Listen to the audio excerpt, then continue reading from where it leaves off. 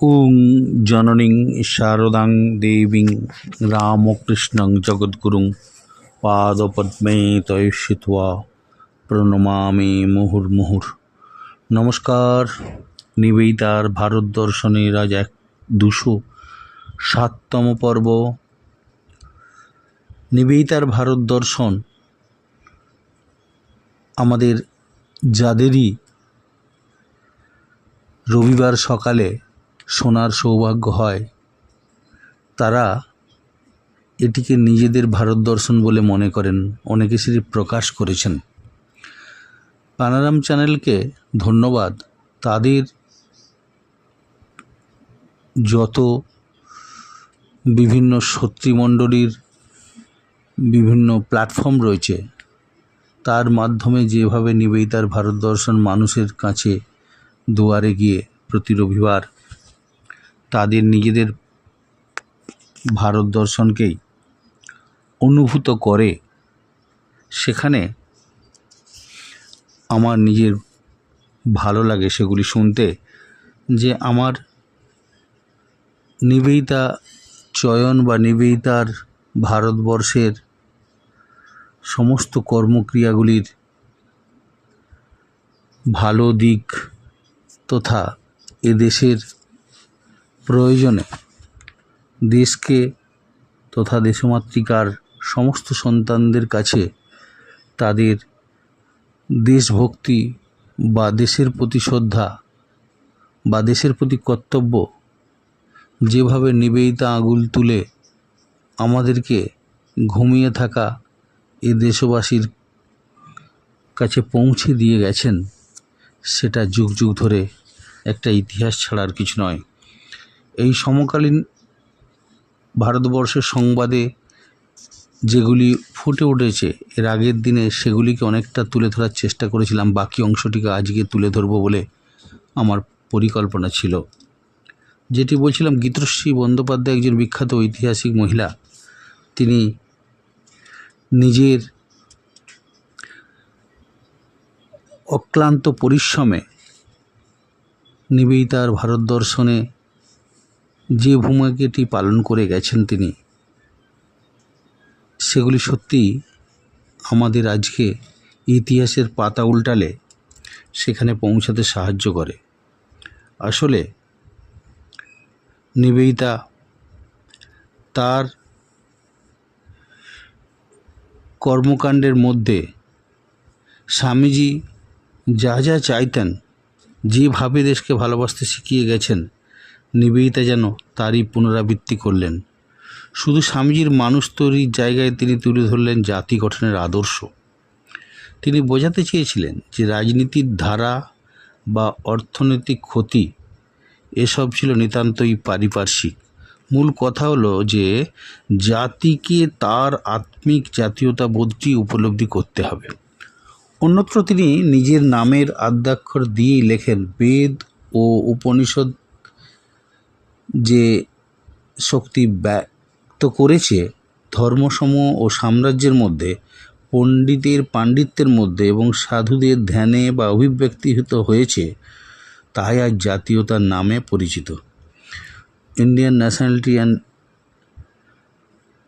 বিখ্যাত যে তার বই বা বিখ্যাত যে তার লেখা, সেই civics ideals and Indian nationality, এই বইটির মধ্যে আমরা দেখতে পাবো, সেখানে তিনি বলছেন বেদ উপনিষদে যে শক্তি ব্যক্ত হয়েছে ধর্মসমূহ এবং সাম্রাজ্য, ছোট ছোট সাম্রাজ্যগুলির মধ্যে যে শক্তি প্রদর্শিত হয়েছে পণ্ডিতদের পাণ্ডিত্যে এবং যারা আচার্য ধর্মীয় গুরু তাদের মধ্যে এবং সাধুদের ধ্যানে যেগুলি অভিব্যক্ত হয়েছে, তাদের উপলব্ধি যেভাবে প্রকাশিত হয়েছে মুনি ঋষিদের মধ্যে,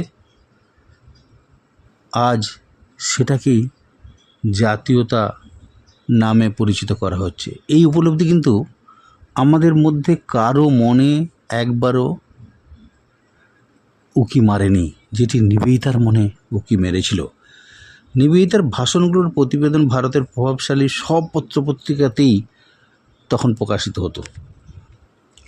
এবং অর্থহীন ভাষায় তাকে ভারতীয় ছাড়া অতি ভারতীয় ভাবাটাই স্বাভাবিক ছিল, কারণ তার মধ্যে রন্ধে রন্ধে তার প্রতিটি শব্দ চয়নের মধ্যে যেগুলি বহিঃপ্রকাশিত হতো তার লেখাগুলির মধ্যে, সেগুলি অতি ভারতীয় ছাড়া আর কিছু মনে করার সম্ভাবনা ছিল না। কারণ নিবেদিতা ভারতবর্ষকে সেইভাবেই ভালোবাসতেন, তার লেখাগুলির মধ্যে সেইভাবেই প্রকাশিত হতো একজন সত্যিকারের ভারত প্রেমী নয়, ভারত আত্মার সাথে যুক্ত এক সত্যিকারের ভারতীয় আত্মার মতনই তার আচরণের প্রকাশ পেত। নিবেদিতার জাতীয়তাবাদী আন্দোলনের যে প্রত্যক্ষভাবে অংশগ্রহণ করার মতো গুরুত্ব এবং মানসিক প্রস্তুতির জন্য চিন্তাভিত্তি প্রস্তুত করা, নিবেদিতার এই ভাবাদর্শ প্রচারের পথ পরিষ্কার করেছিল এদেশের সংবাদ মাধ্যমগুলো। তার স্বল্পকালীন ইংল্যান্ড ও আমেরিকা সফরকালে সেখানে প্রদত্ত ভাষণগুলি এদেশের সংবাদপত্রে গৃহীত হতো। ওই সময় তিনি ইংল্যান্ডে ভারত বিষয়ক বেশ কিছু বক্তৃতা করেন, যার অল্প সংখ্যকের কথাই আমরা জানি, কারণ শঙ্করী প্রসাদ বসু সেটা অনুমান করেছেন এবং তার লেখার মধ্যে সেটি প্রকাশ করেছেন। যা তিনি বলেছিলেন তার সামান্যই সংবাদপত্রে বেরিয়েছিল। ভারতীয় সংবাদপত্রে লন্ডন সংবাদদাতা প্রেরিত বিবরণে তার কোনো কোনো বক্তৃতার সংক্ষিপ্ত রিপোর্টও আছে। সেই সঙ্গে তার প্রভাব বিস্তারকারী ব্যক্তিত্বেরও উল্লেখ আছে। ভারতে আগমনের আগে ভারতে স্বায়ত্তশাসনের অধিকার বিষয়ে পজিটিভিস্ট সোশ্যালিস্ট প্রদত্ত বক্তৃতার রিপোর্ট 15ই জানুয়ারি 1898 অমৃতবাজার পত্রিকার লন্ডন লেটার এ উদ্ধৃত করা হয়েছে এবং 1900 খ্রিস্টাব্দের 19 অক্টোবর হাইড পার্কে তার বক্তৃতার বিষয় ছিল ব্রিটিশ শাসন ভারতের পক্ষে মঙ্গলকর হয়েছে কিনা। সেখানে তিনি পরিষ্কার বুঝিয়ে দেন শ্রোতাদের, তিনি স্পষ্ট ভাষায় বলেছেন, ব্রিটিশ শাসনের মঙ্গলকর দিক বলে যা দাবি করা হচ্ছে তার অধিকাংশই অন্তঃশ্বাস শূন্য।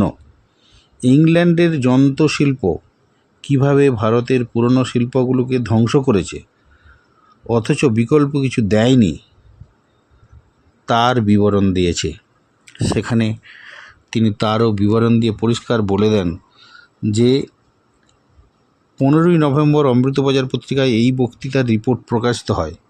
বছরখানেক পরে ইসলিংটন হলে প্রদত্ত বক্তৃতাতে ব্রিটিশের শুভ শাসন সমাচারকে তিনি ছিন্নভিন্ন করে দেন। এই বক্তৃতার রিপোর্ট বেরিয়েছিল ম্যানচেস্টার গার্ডিয়ানসে। এদেশের ইন্ডিয়ান মিরর সেটি পুনঃপ্রকাশ করে। ইতিমধ্যে প্যারিসের আন্তর্জাতিক বিজ্ঞান সম্মেলনে নিবেদিতার বক্তৃতার সারমর্ম সচ্চিদানন্দ সিংহ সম্পাদিত পাটনার হিন্দুস্তান রিভিউতে প্রকাশ করে।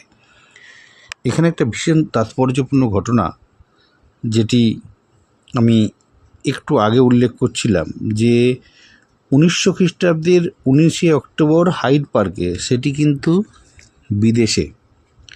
এই পাশ্চাত্যে দাঁড়িয়ে নিবেদিতা ব্রিটিশ শাসন ভারতের পক্ষে মঙ্গলকর হয়েছে কিনা সেটি প্রকাশ করতে গিয়ে বলেছেন যে যদি মনে হয় এই মঙ্গলকর ব্রিটিশ মনোভাবাপন্ন হওয়া, তাহলে তারা সেদিক দিয়ে সাকসেস হয়েছে বা তারা কৃতকার্য হয়েছে বলা যেতে পারে, বা তারা তাদের যে চিন্তা সেটি অনেকাংশেই সুফল লাভ করেছে। কিন্তু যদি বলা হয় ব্রিটিশদের শাসন ভারতবর্ষে কতখানি মঙ্গলকারী হয়েছে, সেটি কিন্তু পরিষ্কার অন্তঃশ্বাস শূন্য। কারণ তারা ভারতবর্ষের মঙ্গলের কামনায় যদি ভারতবর্ষ শাসন করতে এসে থাকে, তার অধিকাংশরাই লুটোরাজ চালিয়েছেন, লুট করে তাদের দেশকে সমৃদ্ধ করেছেন এবং ভারতবর্ষের মনের গভীরে এবং অন্তরে প্রবেশ করার ক্ষমতা থেকে অনেক দূরে থেকেছেন, পারেইনি, সেখানে অন্তরে পৌঁছাতেই পারেনি। ভারতবর্ষের মানুষের হৃদয় জয় করতে তারা পারেনি। ভারতবর্ষের মঙ্গলকারী কোনো চিন্তা বা কোনো কাজগুলি তারা সঠিকভাবে করেননি। ভারতবর্ষকে শাসন করতে এসে তার জায়গায় শোষণ বেশি করেছেন, নারীদের প্রতি অত্যাচার করেছেন, এদেশের সমস্ত প্রাকৃতিক সম্পদ থেকে আরম্ভ করে সমস্ত ধনরাশি তারা লুটে নিয়ে গিয়ে লন্ডনকে সমৃদ্ধ করার চেষ্টা করেছেন। এটি নতুন করে বলার অপেক্ষা রাখে না। 12ই নভেম্বর 1900 খ্রিস্টাব্দে লন্ডনের সংবাদদাতার প্রতিবেদন হিন্দু পত্রিকা প্রকাশ করে, ভারতপ্রেমী এই মহিলা ভারতের শাসক শ্রেণীভুক্ত অসাধারণ গুণসম্পন্না। ভারতীয় মহিলাদের সেবায় আত্মোৎসর্গ করবার জন্যে ইংল্যান্ডে উজ্জ্বল ভবিষ্যতের পথ পরিত্যাগ করেছেন তিনি। মার্গারেট ড্রোবেন তার নাম। মাত্র 18 মাস ভারতে থেকে তিনি এদেশবাসীর জীবন আদর্শ যেমন বুঝেছেন, যারা 18 বছর বাস করেছেন তারও তেমনভাবেই সেটিকে বোঝাবার চেষ্টা করেও পারেননি এবং বোঝেননি। মিস নোবেল বিশ্বাস করেন যে যাদের হিত সাধন তার উদ্দেশ্য, তাদের সংস্কার ইত্যাদির সমালোচনা ও নিন্দাবাদ না করে তাদের জীবন দর্শন এবং আচার আচরণগুলি সম্যকভাবে বুঝে তাদের চারিত্রিক বৈশিষ্ট্যগুলোর বিকাশ সাধন করতে হবে শিক্ষার মাধ্যমে। ভারতবাসীর জন্য অপরিমেয় ভালোবাসা ও সহানুভূতি সম্পন্ন এই মহিলা বাগ্মিতা ও চিত্তাকর্ষক ছিল।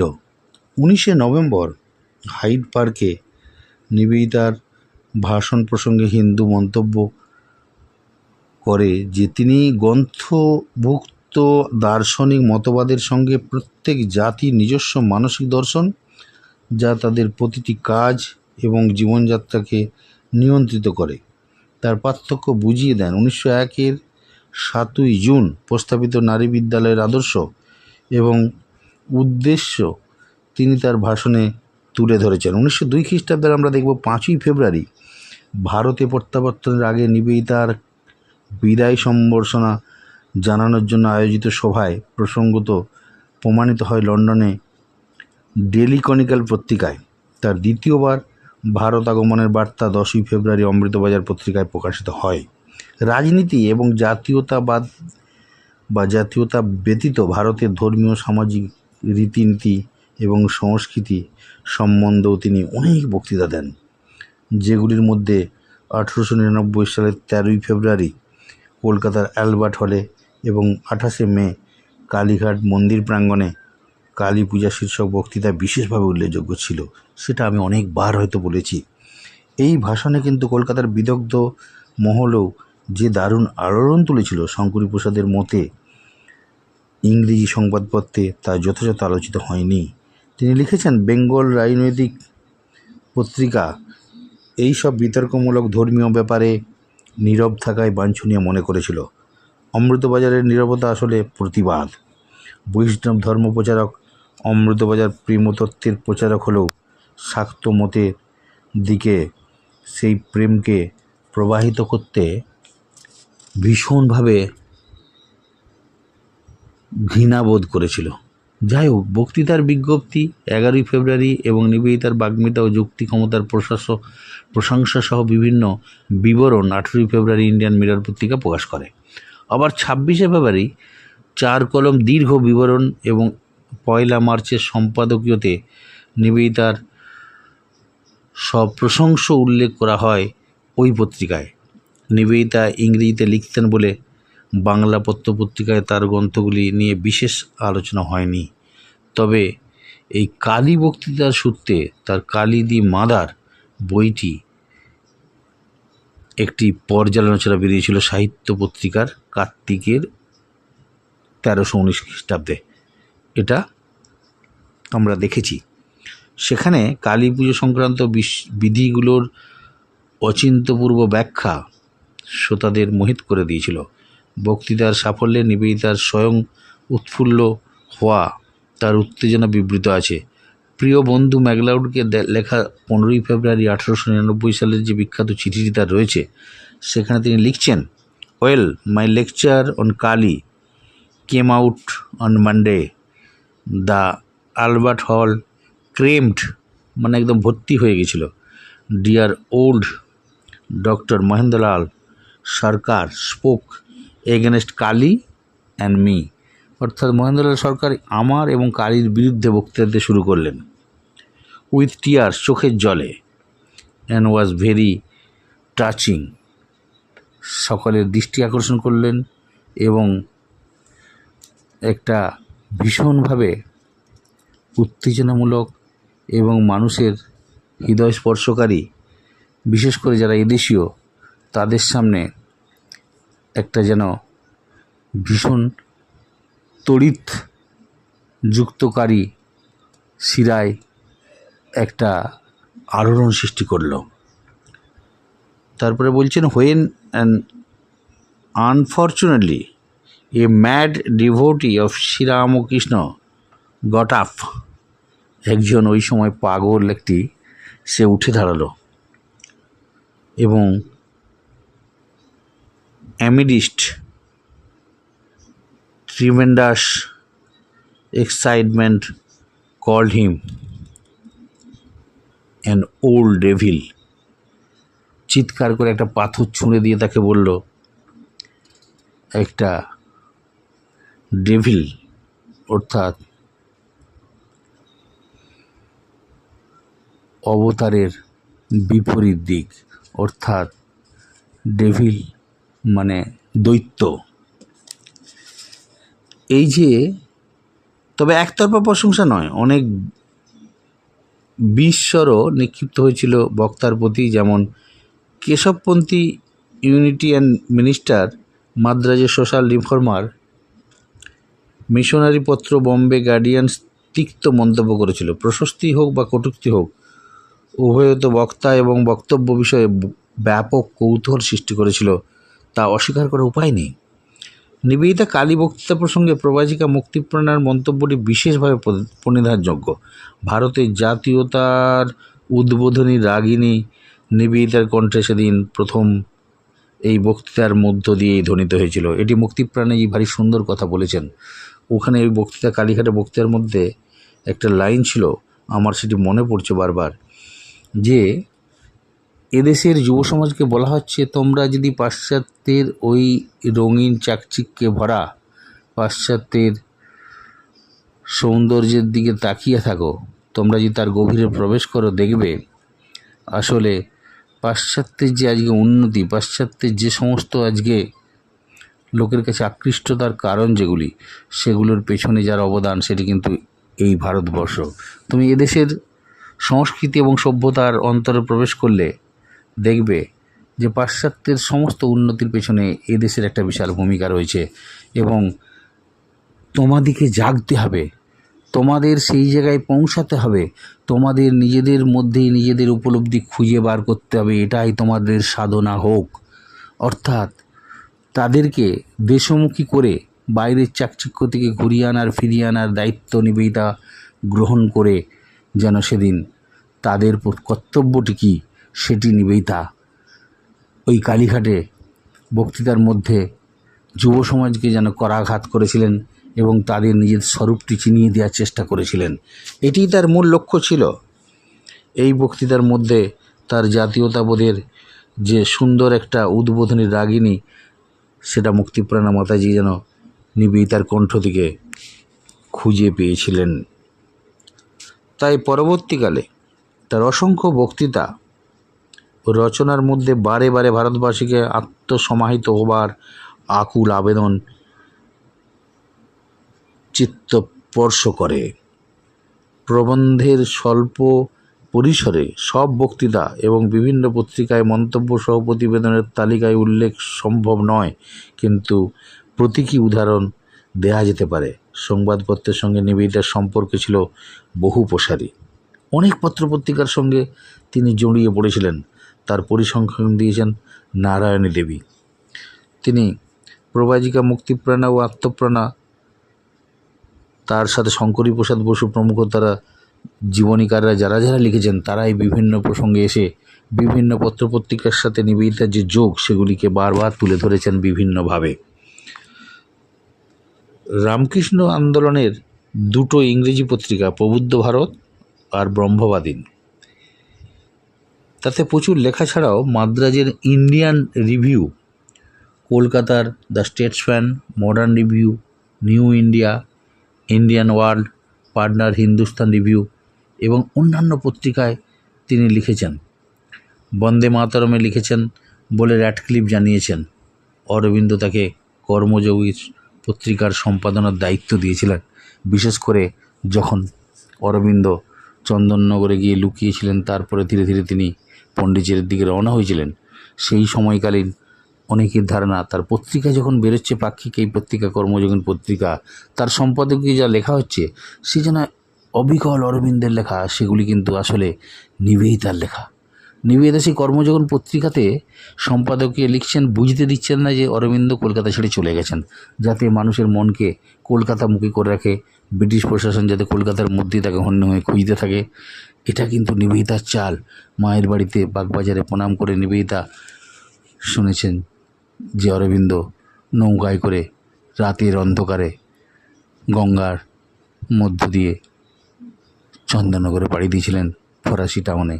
সেখানে ইংরেজদের, ব্রিটিশদের কিছু করার ছিল না, সেখানে বেশ কিছুদিন লুকিয়ে থেকে তিনি ধীরে ধীরে পণ্ডিচেরিমুখী হয়েছিলেন। এই ইতিহাস আমাদের জানা, কিন্তু নিবেদিতা সেই কর্মযোগীন পত্রিকা অরবিন্দের প্রতিষ্ঠিত সম্পাদনের দায়িত্ব তার নিজের হাতে যেটি ছিল, সেই কর্মযোগীন পত্রিকার দায়ভার নিবেদিতার হাতে চাপিয়ে দিয়ে গেছিলেন। ভারতের নিজস্ব একটি পত্রিকা প্রকাশনের ইচ্ছা ছিল নিবেদিতার, কিন্তু আর্থিক এবং অন্যান্য বাস্তব সমস্যার কথা ভেবে সেটা সম্ভব হয়ে ওঠেনি। অমৃতবাজারে মতিলাল ঘোষ এবং তুষারকান্তি ঘোষের সঙ্গে তার হৃদ্যতা গড়ে ওঠে এবং ওই পত্রিকায় তার বিভিন্ন লেখা ভাব প্রকাশিত হতো, আমরা দেখেছি।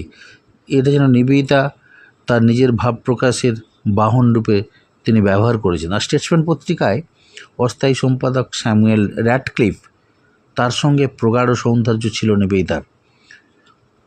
ওই র্যাডক্লিফের বয়ানে জানা যায় যে সম্পাদকীয় প্রবন্ধ লেখা ছাড়াও নানা গুরুত্বপূর্ণ বিষয়ে প্রবন্ধের বিষয়বস্তু সরবরাহ করে কিভাবে বিষয়টি উপস্থাপন করতে হবে তার নির্দেশও নিবেদিতা দিতেন ওই র্যাডক্লিফকে। বুদ্ধগয়া মন্দিরের শৈব সেবায়েতকে সরিয়ে সেখানে বৌদ্ধ কর্তৃত্ব স্থাপনের যে চেষ্টা অনাগরিক ধর্মপাল করেছিলেন, তার পক্ষে কার্জনের গোপন রিপোর্ট সংগ্রহ করে সংবাদপত্রে তার সারাংশ প্রকাশ করার ব্যবস্থা করেন নিবেদিতা স্বয়ং। এটা ভাবা যায় না। বহু লেখা কিন্তু বেনামে, বন্ধুবান্ধবের নামে, নামবিহীন, ভক্স ইগনোটা, কখনো বা ইংলিশম্যান, কখনো বা বিভিন্ন ছদ্মনাম তিনি ব্যবহার করেছেন। এই ছদ্মনাম নিবেদিতাকে খুঁজে বার করার ক্ষমতা ইংরেজদের তখন ছিল না। নিবেদিতা অনেক লেখার মধ্যেই ইংরেজদের বিরুদ্ধে এমন এমন বক্তব্য রেখেছেন, সেগুলি যদি নিবেদিতার লেখা জানতে পারত, অচিরেই তিনি ধরা পড়তেন ব্রিটিশ পুলিশ প্রশাসনের হাতে। অনেকগুলোর ক্ষেত্রে বেনামে স্বাক্ষরে রচনার ভাব ও ভাষার বিচারে তার জীবনীকারগণ অনেকগুলোকে শনাক্ত করে ফেলতে পারতেন, যারা তাকে গভীরভাবে মিশেছেন, যারা তাকে বুঝেছেন বা যারা তাদের সাথে সংযুক্ত ছিলেন নিবেদিতার সাথে। 1901 খ্রিস্টাব্দের 1 মে রিভিউ অব রিভিউজ পত্রিকায় প্রকাশিত অনামি the Old Bull commemoration a salute to Norway নামক উৎকৃষ্ট লেখাটি নিবেদিতার বলে মনে করা হতো, কারণ সেঞ্চুরি ম্যাগাজিনে তিনি অলি বুলকে দেশপ্রেমের শক্তিরূপে উপস্থাপিত করেছেন। র্যাডক্লিফ দায়িত্ব নেয়ার আগেই 1899 8ই ফেব্রুয়ারি ম্যাক্সমূলারের জীবনী শ্রীরামকৃষ্ণদেবের উপরে এবং তার বাণী বিষয়ক গ্রন্থটি পর্যালোচনা নামবিহীনভাবে স্টেটসম্যান পত্রিকায় প্রকাশিত হয়। 21শে ফেব্রুয়ারি নিবেদিতা ম্যাকলাউডকে পত্রযোগে জানান, my review on Max Muller books came out in the Statesman on Saturday, second column, leader page. I think that fine. Modern review April মাসে এবং 1909 খ্রিস্টাব্দের আওয়ার ফ্রেন্ডস ইন পার্লামেন্টে অ্যান্ড আউটসাইড নামে একটি প্রবন্ধ নামবিহীনভাবে প্রকাশিত হয়, যেটি প্রভাজিকা আত্মপ্রাণা মাতাজির মতে নিবেদিতারই বলে তিনি বর্ণনা করেছেন। তার প্রভাবেই র্যাডক্লিফ 1904 থেকে 6 পর্বে স্টেটসম্যানকে ভারতের জাতীয়বাদীদের প্রতি সহানুভূতি সম্পন্ন করে তুলেছিলেন, যা শাসকদের পক্ষে অসুবিধার কারণ হয়ে দাঁড়ায়। 1905 সালের কংগ্রেসের বারাণসী অধিবেশনে দ্য স্টেটসম্যানের নিজস্ব সংবাদদাতা রূপে আমন্ত্রণ পেয়ে তিনি সেখান থেকে কংগ্রেসের কার্যকলাপের বিশদ বিবরণ পাঠাতেন, যেগুলি আমাদের নামবিহীনভাবে প্রকাশিত হতো। রামানন্দ চট্টোপাধ্যায়ের মডার্ন রিভিউর আবির্ভাব থেকে আমৃত্যু নিবেদিতার রচনা সমূহ তাকে যেভাবে সমৃদ্ধ করেছিল, সে প্রসঙ্গে যিনি রামানন্দ জীবনকারের কন্যা শান্তা দেবীর অভিমত যদি বলা যায়, রামানন্দবাবু তার মডার্ন রিভিউর ক্ষেত্রে নিবেদিতার কাছে কীভাবে ঋণী ছিলেন তা সত্য জ্ঞাপনের অতিরিক্ত কিছু নয়। স্বয়ং রামানন্দের উক্তি এই পত্রিকার একেবারে সূচনাকাল থেকে ভগিনী নিবেদিতার লেখা দিয়ে, উপদেশ নির্দেশ দিয়ে এবং অন্যান্য উপায়ে আমাদের অসামান্যভাবে সাহায্য করেছেন। এই সকল সাহায্যের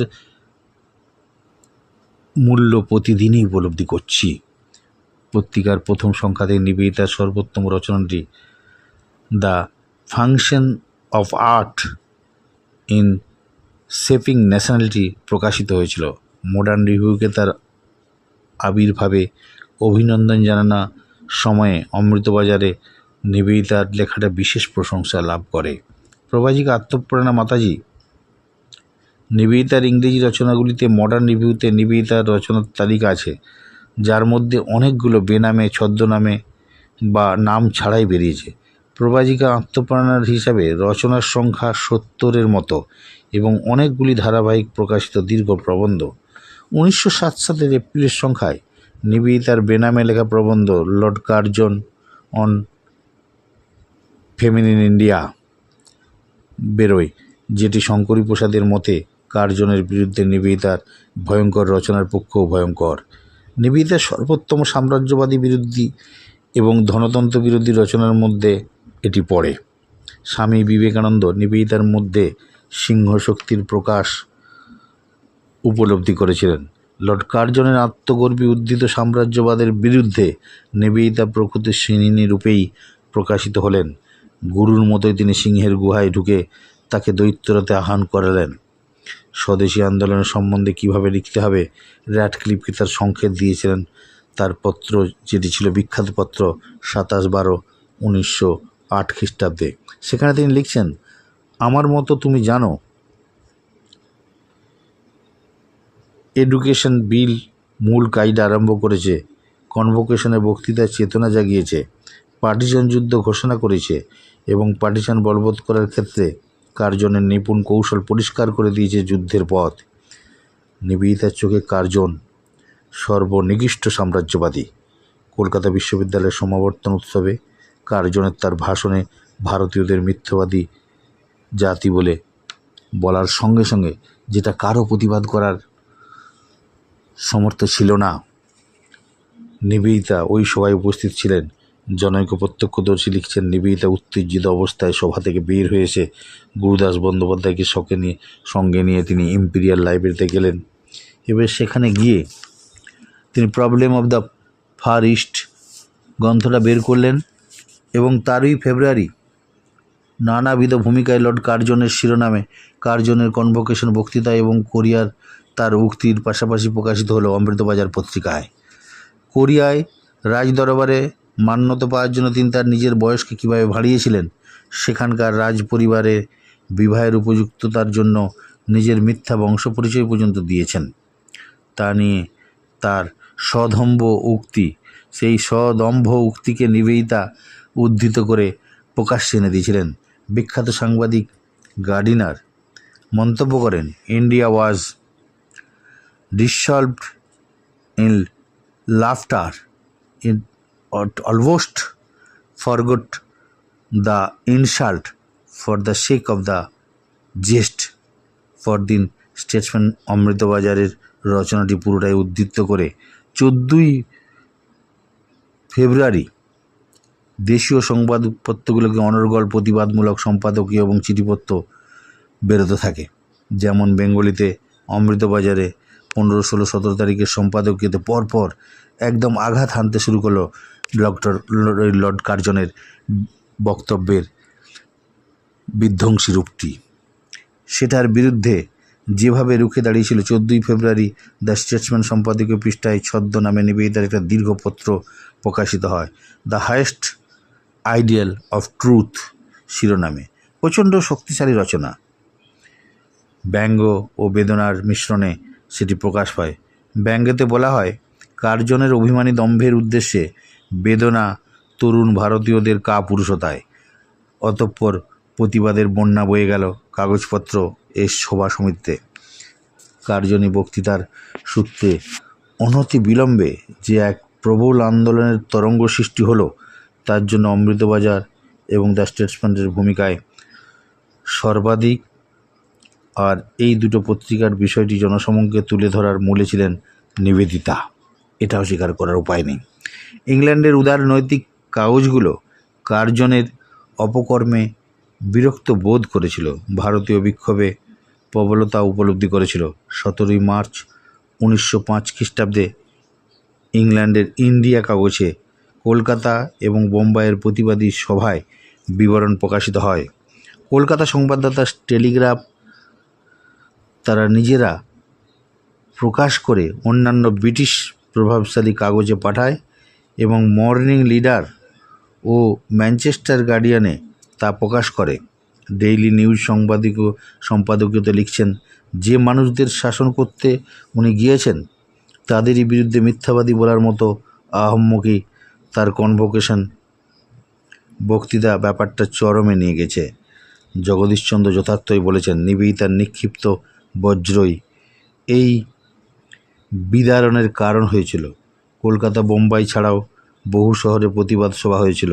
দ্য স্টেটসম্যানের মন্তব্য, একটা ক্ষুদ্র সুস্বাদু কমেডি দিয়ে আনন্দ আসরের সমাপ্তি হয়েছে, যেটি না থাকলে কনভোকেশনের নাট্যের পূর্ণতা ঘটত না। অমৃতবাজার পত্রিকায় সাংবাদিক চতুরতার চমৎকার নিদর্শনটি কার অবদান তা ওই সময় কেবল অন্তরঙ্গ মহলেই জানা ছিল। জগদীশচন্দ্র নিবেদিতাকে লিখেছেন, কে লেখাটি লিখেছে তা ওরা শাসকরা জেনে ফেলুক, আমি তা চাই না। বজ্রকে তো কৃষ্ণ মেঘের অন্তরালেই থাকতে হবে। কি অসাধারণভাবে সেটি প্রকাশিত হয়েছিল।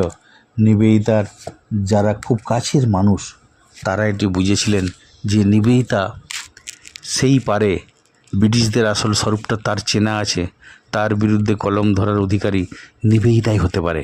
তাই নিবেদিতা ভারতবর্ষে এসে শুধু ভারতবর্ষকে ভালোবাসেননি, বাহ্যিক দিক দিয়ে ভারতবর্ষকে ভারতপ্রেমে একটা আবেগপ্রবণতা দেখায়নি।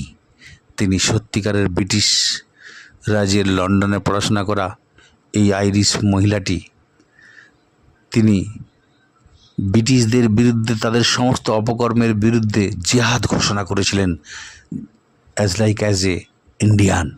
ভারতবর্ষের এই ভারতীয়ত্ব বোধের কোন রহস্য যে কাজ করেছিল নিবেদিতার মধ্যে, সেটা নিবেদিতার চরিত্র বিশ্লেষণকারী সমস্ত জীবনীকারের মনে এই প্রশ্ন এনে দিয়েছিল, নিবেদিতা কি সত্যিই ভারতীয় নাকি পাশ্চাত্য থেকে আগত এক ভারতীয় শুভাকাঙ্ক্ষী? সে প্রশ্নের উত্তর আমাদের খুঁজে পেতে হবে তার বিভিন্ন রচনার মধ্যে, বিভিন্ন আলোচনার মধ্যে, বিভিন্ন তার বক্তব্যের মধ্যে। নিবেদিতার ভারত দর্শনের আজকে 207তম পর্ব এখানেই শেষ করছি।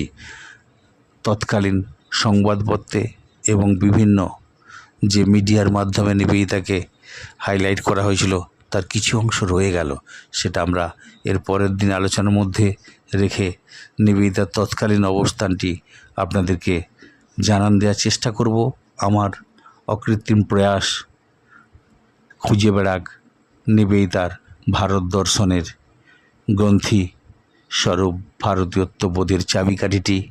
আমরাও পেছনে পেছনে এগিয়ে চলি নিবেদিতার ভারত দর্শনকে সাথে নিয়ে। সকলে ভালো থাকবেন। ওং অসতো মা সদ্গময় তমসো মা জ্যোতির্গময়। ওং শান্তি শান্তি শান্তি। হরি ওং তৎসৎ। শ্রীরামকৃষ্ণার্পণমস্তু।